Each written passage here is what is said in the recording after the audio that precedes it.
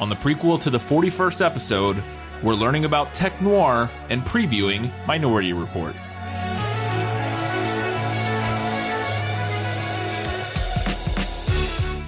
Hello and welcome back to This Film is Lit, the prequel to the 41st episode.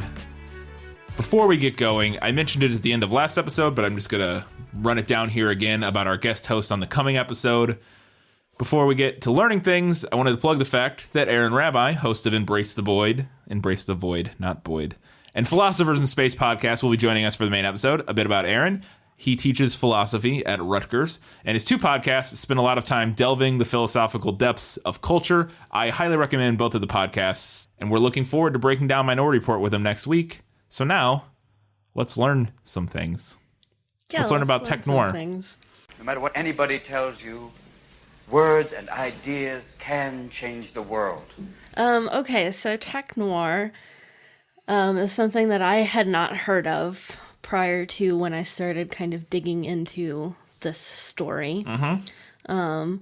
So it is a hybrid genre of science fiction and detective fiction.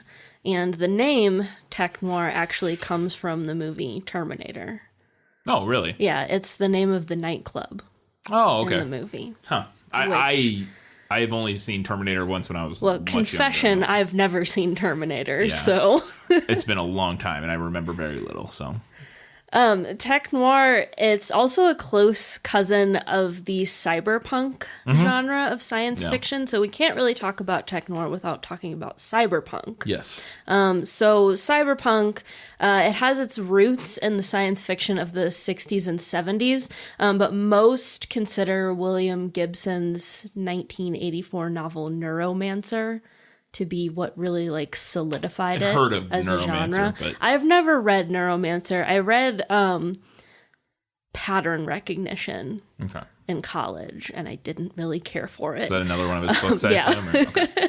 So I never really had any desire to read Neuromancer, but it's like a seminal... Yeah, I've heard of it. Yeah, science fiction, big landmark in that genre.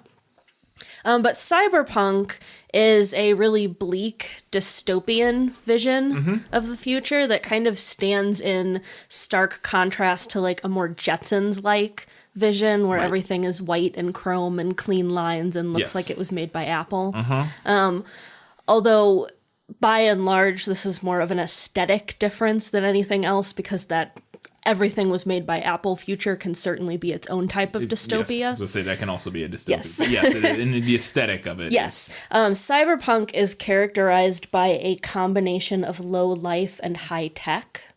So we have urban settings, we have a general like seedy, grungy atmosphere and aesthetic, cybernetics and artificial intelligence, and a rebellion against authoritarian power structures that misuse that world's technology. Yes. That's pretty much what cyberpunk is defined by. It's an exploration of the anxieties that come along with technology. Yeah. So tech noir then branches off slightly from cyberpunk in that it adds a hard-boiled detective element to the mix, although it should be noted that most examples of tech noir still include the rebellion against a corrupt authority element. The two most well-known examples being Terminator and Blade Runner. Yes. But much like the hard-boiled detectives of 1930s fiction, many of tech noir protagonists start out as kind of part of the power structure, and then they have to go rogue in order to accomplish whatever task is set out for them by the narrative. Yes, and for instance, I don't know if you're going to go there with Blade Runner or not, but I was going to, for instance, Blade Runner, but I don't want to jump I think on that's a good for instance for my next thing. I was going to say that in tech noir, it's often because they suddenly find themselves a victim of the authoritarian structure that they were previously helping to uphold. Right. Is that the case in Blade Runner? Kind of. Yeah. Yeah, but yeah, in Blade Runner, he's a detective, quote unquote, who hunts down and retires replicants. So thus being part of the system, and then sort of takes his own path towards the end once he sort of starts to have moral quandaries about what he's doing. Similarly, and we'll get into it with Minority Report, but it's a similar-ish type of story. And now it goes a completely different direction in the movie. I don't know how it goes in the short story, but the movie is its own thing. But that actually brings me to our homework. Okay. It's been a while since we've had homework. Yeah. But I wanted us to see how well we thought Minority Report fit into the tech noir genre as I've outlined it. Yes. Well, I can guarantee that it's absolutely cyberpunk. I've seen Minority Report a few times. It's been a few years, but I've seen it a few times, and I believe it would also definitely fit in tech noir. I think some other big examples, if you want some more examples of what cyberpunk tech noir, there is a pretty popular Netflix TV series or Netflix series that came out last summer called Altered Carbon that is absolutely both cyberpunk and tech noir. I mean, it literally looks exactly like Blade Runner. Yeah. And it's about he's not a detective, quote unquote, but he kind of operates like he's like solving a mystery. He gets hired essentially to solve a murder mystery, but in this sort of futuristic replicant-y, like people can jump in and out of what they call sleeves, where you basically your whole brain is uploaded into a computer chip. And as long as that computer chip doesn't get destroyed, when you die, you don't die. You can get your computer chip information transferred into a different body and spin back up is how they describe it. And it's very much an exploration of how people use and abuse that technology and that sort of thing, and sort of the power dynamics of the elite versus the, it's also very much a critique of capitalism, as most good dystopian sci-fi is. But it's a good show, and it's another good example of cyberpunk / tech noir that I watched recently. And I would say that there's really only like a shade of difference between cyberpunk and tech noir. It's kind of like, who's your protagonist? Is what it kind of boils down to. It sounds like, is your protagonist a detective of some sort? Right. Is there that element of like noir and mystery, or is it more about like a ragtag team of rebels or something like that? Yeah, which that's interesting, because Altered Carbon kind of does both of those. Which it has. There is a ragtag group of rebels in that show, in sort of this one narrative, but it's also very much a hard-boiled detective. There's a game coming out, but I think that's also going to be a tech noir. There's a game coming out called Cyberpunk 2077, made by the same people who made The Witcher, and it looks fantastic. But it's set in 2077, and you can get like cybernetic implants, and so it's literally called Cyberpunk. And I don't know if, that probably might be less of a tech noir, because I don't know how much of a detective you are. In that one, I think you're just like a person doing jobs, like to kind of survive kind of thing, kind of like The Witcher. But anyway, even The Witcher's kind of tech noir, or kind of noir-y in the way it's told anyways. Anyways, regardless, that's cyberpunk and tech noir. So yeah, let's see if Minority Report fits into that category. Yeah. Fun. All right, let's move on to Minority Report short story facts.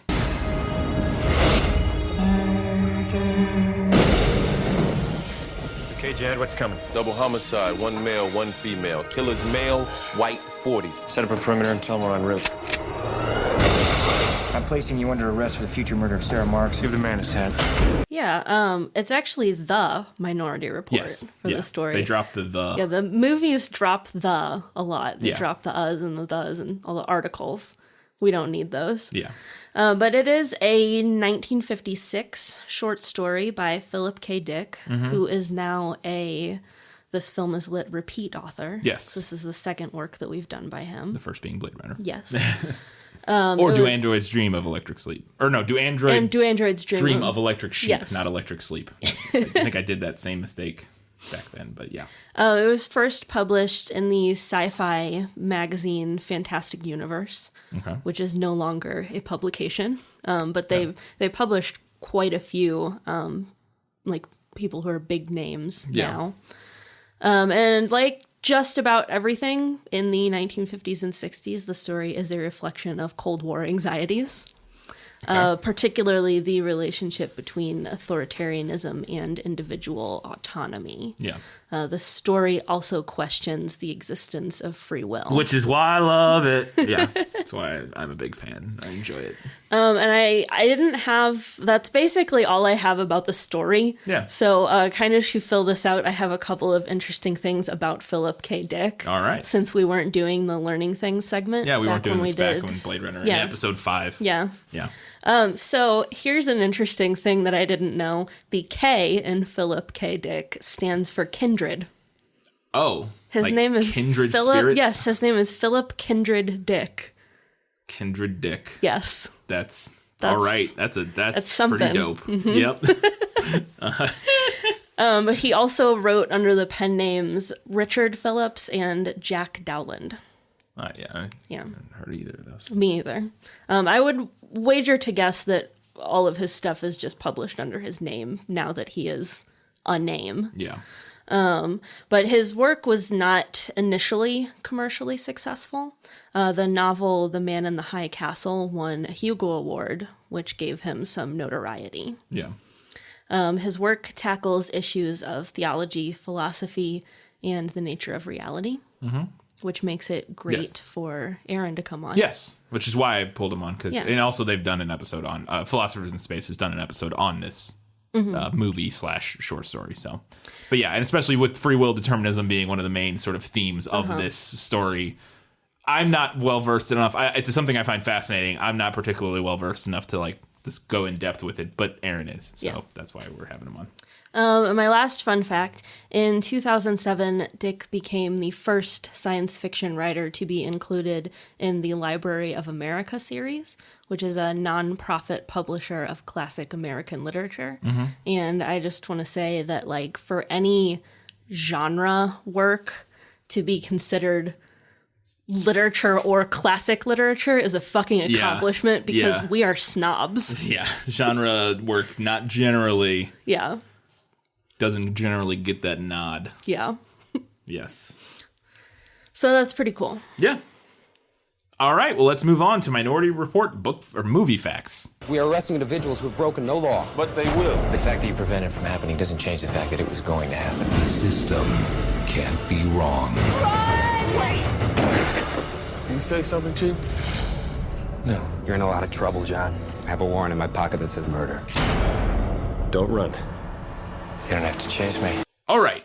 Minority Report is a 2002 film directed by the great Steven Spielberg and adapted by Scott Frank, who also wrote Logan. Really? Yeah. Well, him and James Mangold co-wrote it, kind of. But he's credited as the writer for Logan. So when I got just a mishmash of interesting facts here that some of them I think that are things to kind of look out for watching it if you haven't watched the movie yet in preparation for the podcast when you're watching it this time. And this is one that I thought was very interesting. When John Anderton, Tom Cruise's character, visits the jail, he uses a retina scanner at one point. And the retina scanner scans his eye and makes a confirmation sound that years later Apple would use as the charging sound for their phones. Really? Which is an interesting choice. But yeah, you know it that is. Boop, that boop sound when you plug your... So we need to hear that, and then when you're watching him scan his retina in the jail scene, again, I don't remember when that is, listen for that sound. Apparently it's the charging sound. So during that scene, I'm going to be like, who plugged their phone in? Yeah. Cool. Yeah. So this is really interesting. Speaking to the cyberpunk setting of the story, 3 years before production began, Steven Spielberg assembled a team of 16 future experts in Santa Monica to brainstorm out the year 2054 where the movie takes place. And this group was made up of, and the list has all the list I found has all the actual specific people, but just kind of a general, here's kind of the people he had in this group. They had artists, designers, architects, science researchers, biomedical researchers, authors, virtual reality inventors, at tops of their field from car designers, from all these different things to kind of build out the world in a way that he thought would feel realistic for See, that's 2054. cool. Yeah. Like, it's cool to have the resources to be able to do that, to Yeah. pull in experts and be like, okay, what do you think things are going to Yeah. look like in X number of years? Yeah, and he did it. He pulled in a bunch of really interesting experts and said, let's figure this out. And speaking of that topic, the film actually did a pretty amazing job of quote unquote predicting. Now, some of these things were things that we were working on and kind of knew were coming, but they weren't prevalent technologies at the time. Did a pretty amazing job of predicting prominent future tech. Gesture control, which I remember from the film, where he uses his hands to kind of move. It's a little more nebulous in the film. He's using him like moving around in midair and like controlling a computer screen on the wall, but he's using it similar to how when you swipe and pinch and twist on your iPhone or your iPad and that sort of thing. So that's gesture control. Eye and fingerprint recognition is a huge thing in the movie. And they're available now. I mean, like your phone obviously has facial recognition, eye recognition, fingerprint recognition. And even touchscreen, captivating touch was introduced in a large scale through the first Apple iPhone in 2007, 5 years after this movie. So there's a handful of and there's even more beyond that. And some of the things are a lot more far-fetched. One of the things I saw is that Steven Spielberg knew they used jetpacks in the movie. Mm-hmm. Steven Spielberg knew that's not a thing that's probably ever really going to be a practical usage thing. But he just wanted it because he liked... He was hearkening back to the sci-fi stories of his childhood that he, the sort of Flash Gordon-y, whatever. I don't know if that's a perfect example, but the sort of serialized spacemen on jetpacks flying around. He wanted a little bit of that aesthetic in the movie too. So the film was almost shot a few years earlier than it was before Steven Spielberg decided to do AI, artificial intelligence, in 2001. And at that time, he decided to have the Minority Report script reworked. According to reports, this is interesting, Tom Cruise was still going to play the main character, but his co-stars in that version would have been Cate Blanchett as Agatha, who's one of the precogs, Matt Damon as Witwer, who is eventually became Colin Farrell in the version that exists, and Ian McKellen as Burgess, who is Max von Sydow.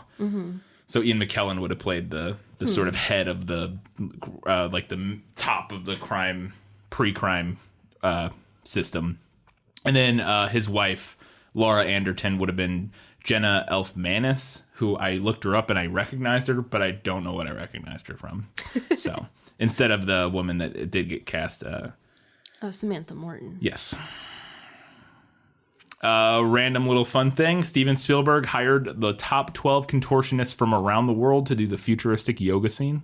There's a yoga class, future yoga class at one point, and he hired 12 of the world's top contortionists for that scene. So he hired Cirque du Soleil. Yeah, cool. Essentially. So kind of going back to how this movie came about, the adaptation of the short story Minority Report, The Minority Report by Philip K. Dick, was originally optioned in 1992. And I'll note that this movie came out in 2002, so it took a little while to get going, as most of our adaptations have been, take a decade, if not more. Yeah, they tend to sit. Yeah, and get worked on and reworked on and reworked on. And so that's this is really interesting. Originally, the 1992 option was planned as a sequel to Total Recall, which is a 1990 Arnold Schwarzenegger film. Interesting sci-fi flick where it's about memory implantation and sort of experience versus there's a really great Philosophers in Space episode, 2 of them I think, on Total Recall if you want to check that out. We'll never get to Total Recall because it might be, I don't know if it's an adaptation or not, I can't recall, but anyways, and the 2 writers from that movie, Ronald Shusett and Gary Goldman, were going to write the Minority Report and did start writing a script. In fact, Gary Goldman's script was eventually the one that was kind of completely changed and reorganized to make the version we have today. So the setting for the Minority Report originally, making it a sequel to Total Recall, they were going to change the setting to Mars, and the precogs were going to be people, because it's Total Recall takes place on Mars, a lot of it. And the precogs were going to be people that had been mutated by the Martian atmosphere, and that's why they have this ability. Interesting. And because that is a thing that happens in Total Recall, is somehow the Martian atmosphere affects people and that sort of thing. I haven't actually seen Total Recall, so. And the main character was going to not be John Anderton, but Douglas Quaid, who is the main character from Total Recall, who Arnold Schwarzenegger plays. Now, I don't know if Arnold Schwarzenegger would have reprised that role. That would have been interesting. But yeah. So basically, they were gonna like pirate the story. They were going to pirate the plot story idea. to use it as a sequel to a very popular. I gotcha. And that's all I had. But finally, I wanted to mention. I brought this up, or I found this quote, and it's sort of a spoilery for the main episode, but it's not. It's not a spoiler for the movie. It's just a spoiler for our discussion to some extent. This is a quote by Steven Spielberg in June of 2002.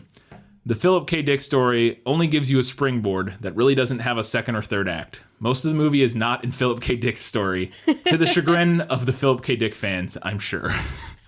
So That doesn't surprise me. Yeah. I read the story, I've finished it, and Yeah. it is pretty spare. Yeah. It's only like between 30 and 40 pages. yeah. So when I saw that quote, I was like, well, that's a bit of a spoiler, but I also, again, as with most of the short stories that we do, I kind of know Yeah. they took the idea, they expanded on it immensely to make a feature-length movie. Yeah, you so, have to. Yeah.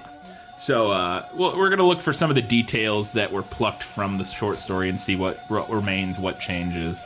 And we'll have two experts next episode that I can grill and figure out and get down to the brass tacks of Minority Report. So yeah, 1 week, Minority Report. I don't know if it's available to stream anywhere, but it probably is. I don't know. Just find it and watch it. Anyways, that'll be 1 week from today. And until then, guys, gals, non-binary, and everybody else, keep reading books. I stole your part. How dare you. Say it. Keep reading books. Keep watching movies, and keep being awesome.